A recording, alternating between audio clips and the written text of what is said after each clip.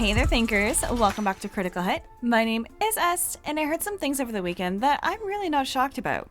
Even though that some people might not follow all of this, and will probably be quite surprised about it as well, because it's Pixar. Well, let's get into it. Pixar, for a very long time, was a juggernaut. On the off chance that they put a film out in theaters, bringing in the money was ensured. They had a ton of honest intentions developed with individuals. Families would run to venues to see it. It was an occasion very much like Disney films. All in all, this was a great deal of strong motion pictures throughout an entire existence of Pixar. And afterwards, a few things occurred. Certain individuals have given up. The way of life at Disney has changed completely. They are of a distant organization now. They have disposed of legends and gifted individuals, so they can now make woke films run by activists. Presently, the outcome is a different kind of lemon project. Pixar has had many failures after flops. They've lost a truckload of cash, and when you lose cash, you get laid off. Pixar is confronting cutbacks in the midst of Disney battles. I'm not surprised. They have struggled because of it. However, that's their own issue. This is an issue through their own effort, since they might have had great stuff. Great stories that spoke to everyone, except they needed to become a little entertaining about it. They needed it to be somewhat more dynamic on the right half of history, where the wheels truly tumbled off.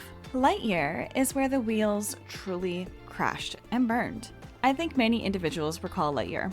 Remember the publicizing for Lightyear? I will zero in on one thing due to the manner of which Lightyear went down. No one understood what Lightyear actually was. The manner of which the dimension Lightyear fit into the Toy Story universe, nobody really understood. We all caught wind of Lightyear. And the most compelling motivation to see Lightyear is the way that there was a lady-on-lady relationship in the film.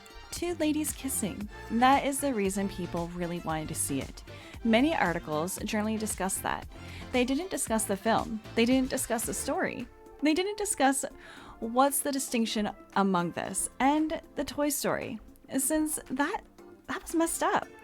I actually don't know the grounds that obviously this isn't the animation that the genuine toy depends on.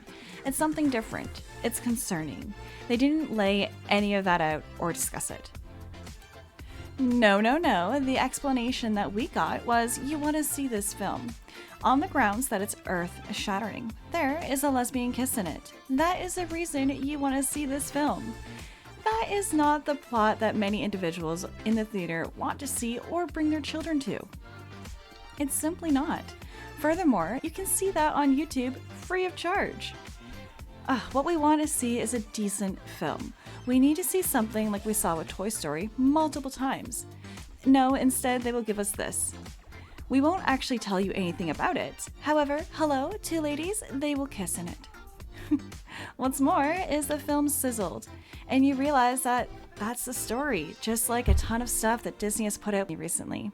And when you put out consistent bad shit, people stop showing up. That's why Universal is the top dog now. There's a lot of stuff that's going on with Disney. I was watching this video the other day with Clownfish TV. Disney was shut out of the Animation Awards for the first time since 1992. That's not the only thing. The other story is this one. Universal overtakes Disney's highest grossing studio at 2023 box office. Shocker. There's also some more bad news for Disney. Guess who Universal owns? Illumination, for one, and the Mario Brothers movie. They're doing everything just fine. They're going to take the place of Disney. And Universal has their own parks too. And that's what's funny about it. They're actually the closest direct competition. I think Disney has survived because they have their parks. The parks are the biggest money. And you know what really props up the parks? It's the brand itself. And that's why the foot traffic is down at Disney, because nobody gives a damn about their immersed in Disney magic anymore. That's their own fault. And all that affects Pixar. Pixar has confirmed to be undergoing layoffs in 2024, with up to 20% of jobs reportedly at risk. That's a lot. By the way, 20%, it's not a small number. The Disney-owned animation studio told TechCrunch, that staff cuts could be significant over the next few months. The team could drop from 1,300 members to under 1,000, with further job losses as a possibility. So they could lose more, and probably will. They do have a movie coming out this year, don't they? I think it's Inside Out 2. I wonder how that's going to do. Spoiler alert. Probably not well, because everything they put out has been so tragic. However, the studio disputed that number and said that the final number of cuts will be decided by factors such as production schedules and staff requirements for future projects. Pixar also said that their layoffs won't happen immediately.